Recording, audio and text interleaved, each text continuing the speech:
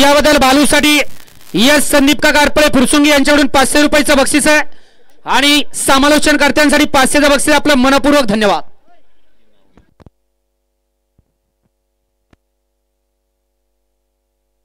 सुटला गड क्रमांक या मैदानातील 36 सुटला आणि 36 मध्ये परत एकदा लढत सुरू आहे.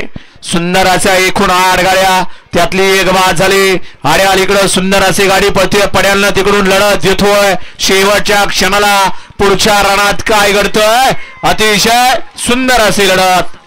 कोण झालं सेमीला पात्र.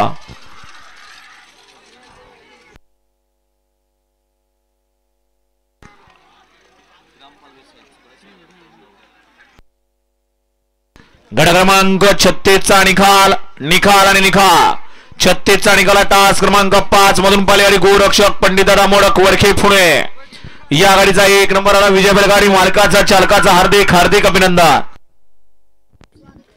या ठिकाणी आदरणीय संतोष मामा परदेशी आपणाला विनंती आहे की आपण या ठिकाणी व्यासपीठावरती यायचे. आपल्या ठिकाणी सन्मान केला जातोय. गाडी क्रमांक 36 मध्ये आता सुंदर अशी गाडी पळाली.